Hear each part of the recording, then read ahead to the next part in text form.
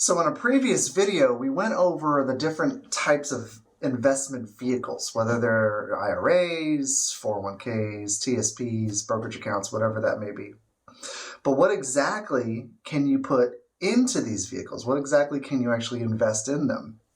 So if we were talking about the investment vehicles like the IRA, let's think of these as passengers that we can put into those vehicles. And they're different asset classes that we can do. And some of them have subcategories that we'll talk about. And depending on what you put into these vehicles, the passengers that we take on for a ride, it changes the investment itself and the purpose of that investment and the goal. So without further ado, let's get started.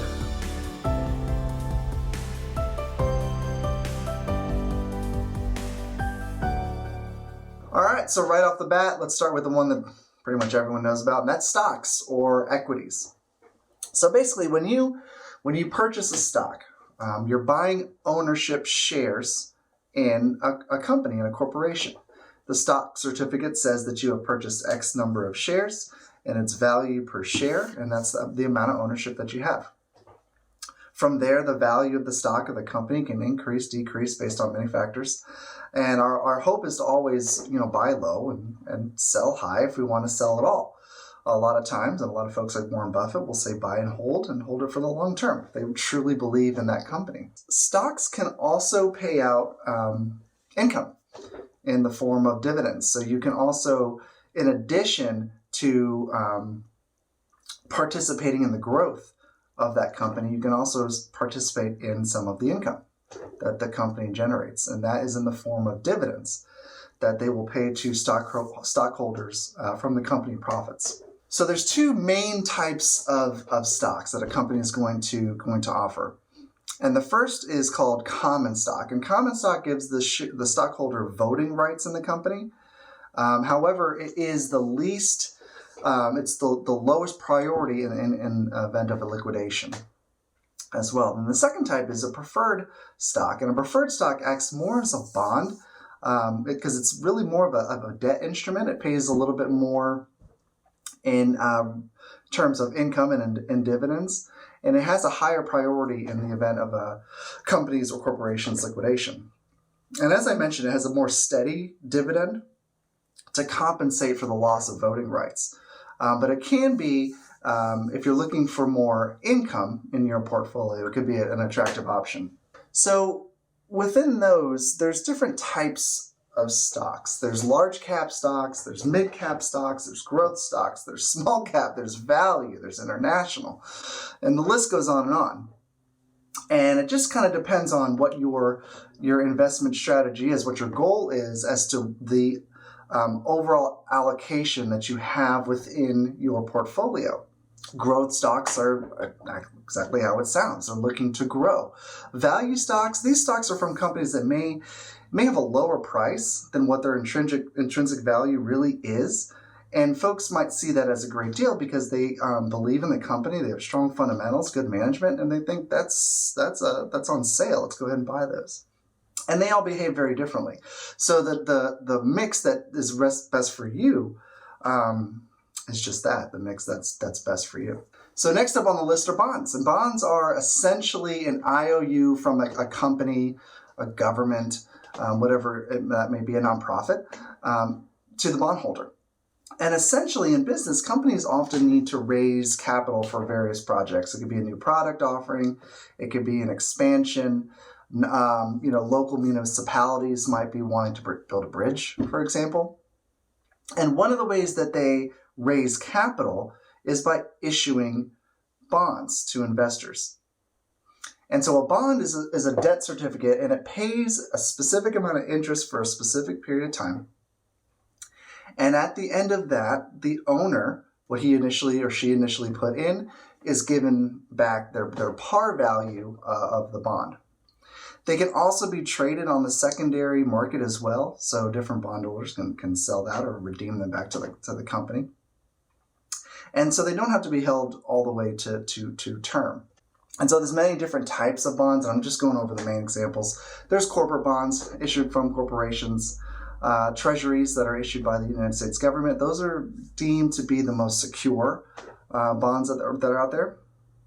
Municipal bonds, these are issued by a local government or local municipality.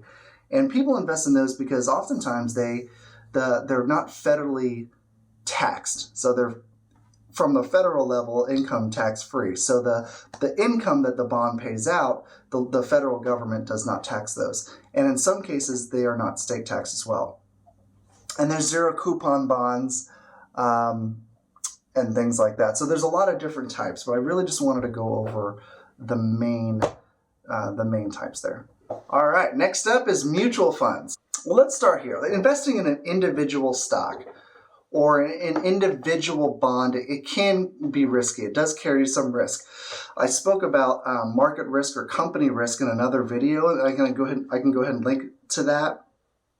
And one of the ways to hedge against that is diversification. And that is exactly what a mutual fund does. So we're not always the best judge as humans. So we have several biases that kind of work against us when it comes to investing. You know, the fight or flight mentality that has enabled us as a species to survive is actually terrible when it comes to investing.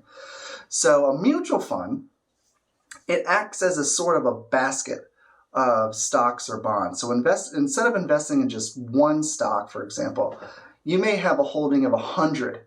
And so therefore, if one company goes down or their performance isn't very, very good, you have 99 holding it up. And so these investments, they pool money together with other investors. So you buy into this mutual fund, and they mutually are invested by a professional money manager. And these money managers, they buy and they sell and they trade based on that specific mutual fund's mandate. So the Growth Fund of America by American Funds Capital Group is just that. It's meant for growth, for long-term appreciation. The other thing I wanted to add too is that mutual funds are traded and redeemed at the very end of the market business day at what's called the net asset value. So anytime in the middle of the day, if you wanted to sell your mutual fund, you can't do it. You have to wait until the end of the day. And it's whatever that net asset value is at the end of the day. So types of mutual funds, there's many. There's hundreds of types of mutual funds, but the main ones are fixed income or bond funds. So they invest in bonds. Growth funds, these invest in growth stocks. Value funds, these invest in value stocks. Index funds, which we're big fans of, track an index, such as the S&P 500. And money market funds, they're not placed into the market itself, but they can pay a set of interest based on Fed rates. And then finally, there's target date funds. And so the target date is just that. It has a target of when you need to use the funds or retire most of the time. And you invest according to that projected date. And as you move closer to that date, the more conservative and appropriate your allocations become. So next up on the list are exchange-traded funds, or ETFs. And ETFs are very similar to mutual funds in that they're a basket of securities and they're invested according to a mandate. However, unlike mutual funds, they could be sold throughout the day. You don't have to wait to the end and sold at the net asset value. You can trade them whenever you would like to. Another plus for ETFs is that they're more tax efficient. So with mutual funds, you may have something called embedded capital gains. Because with mutual funds, all the investors pooled in the fund share a cost basis. And so you're taxed on the difference between the value and what the cost basis is if a position is sold. So you could potentially invest in a mutual fund and have a capital gain the next day because the fund itself decided to sell whatever shares that they had. So that's not the case with an ETF because you have your own cost basis. So if a manager sells a position with embedded gains, all investors will have a capital gain situation with a mutual fund, but ETFs avoid that because of your own cost basis, as I mentioned. They're becoming increasingly popular as an investment that can track an index, as I mentioned, such as the S&P 500, passive investing, and they can be done at a very low to no cost towards the investor. So next up on the list is real estate, and real estate is most certainly an asset class, and it's oftentimes one of the biggest, if not the biggest, purchase or investments that we make in our life. And it doesn't have to be just your primary residence. It could be a variety of things: townhouses, other single-family homes, apartment complexes, office space. These can all fall under the category of real estate investing. While you can't typically put it into an investment vehicle, as I discussed, under certain instances you can, like a self-directed IRA. They can certainly provide a wonderful benefit to the investor in the form of appreciation and also in the form of rents. There are some pros and cons, so let's go ahead and hop into those pros and cons real quick though. All right, let's start with the pros of real estate investing, and real estate's not typically correlated to the overall stock market. So having different asset classes that are not correlated to each other, moving in the same direction, is a wonderful thing, and it helps with diversification. You can expect wonderful appreciation over time. It can be a great source of income for today, and homeownership is the cornerstone of wealth creation in the United States. So there are some cons. Real estate investing is not for everybody, for sure. There's a high barrier to entry, so that you have to come up with a down payment possibly. To make things rentable, you have to put a lot of money into it, potentially. And prices have really increased in most recent years, that's for sure. Being a landlord is certainly not for everybody. You have to have a really high tolerance for specific things. You may have tenants that trash your house. They could just not pay. They could be a headache. So property managers can help. If you're willing to pay out of some of the income for those services, they can be around 10%. In my opinion and experience, it has been worth it not to get those calls at 3 in the morning that the plumbing is acting up. So roofs need to get replaced, water heaters need to be fixed or replaced. The tenant will have issues and call you at midnight, 2 in the morning, 3 in the morning, like I mentioned. That will happen.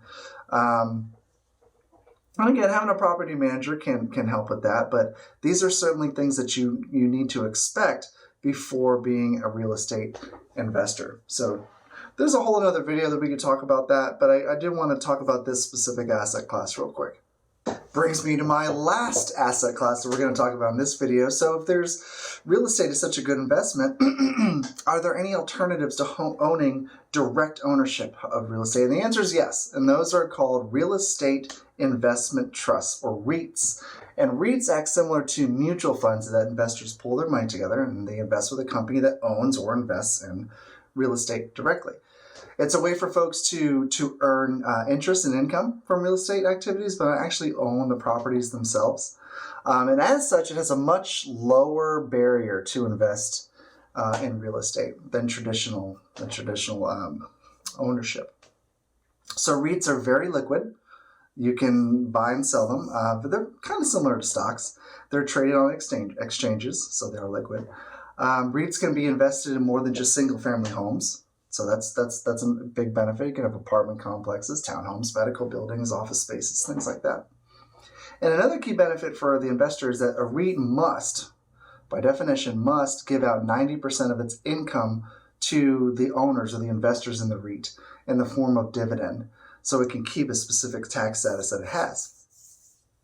And it's managed as a corporation, and there are potentially tax benefits for the investors as well. So I kind of talked about the main asset classes. So the question is, well, what should we own? And that's a highly personalized question, one that I just can't, some guy on YouTube can't just say, hey, we'll own 20% this. No, talk to a certified financial planner. They can get you a specific asset allocation for you. Of course you could just say, hey, I'm going to roll with 100% of the S&P 500 index. That's great. If you're able to tolerate that volatility, it's fantastic. Look at low-cost ETFs, mutual funds that mirror the S&P, and over time you will be successful. But if you can't handle the volatility, there are other ways, questions to ask yourself. For one is, how long is my time horizon? Longer time horizons, you can absorb more market risk, just the way it works. How much liquidity do I need? Retirement account, for example, might not be liquid without a 10% penalty if you're under 59.5. Am I investing for growth? Am I investing for preservation? Am I investing for income? We would need the right mix of indexes to accomplish each one of those for mid cap, large cap, whatever that may be. What is your tax status? Certain investment like REITs and ETFs have some nice tax benefits. Does my employer have a retirement plan? And is there a match? Am I an active or passive investor? Do I believe in modern portfolio theory?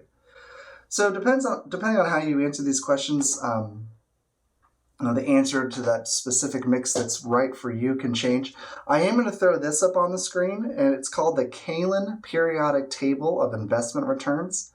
And I have a whole nother video about this that I'll link to, but I just want to show this again. It goes back from 2003 all the way up to 2022, and it shows various different asset classes and their performance over the years. And what you'll see is that the top performer in one year often is not the top performer the next year. So having a mix of asset classes can't be a wrong thing.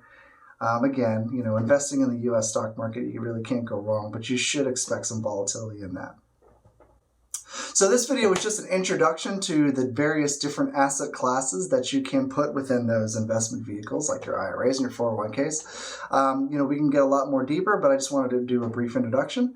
I hope that this helped. I'll see you in the next video. If you liked it, like, subscribe, share, and remember to be good to yourself and good to others. Have a great day.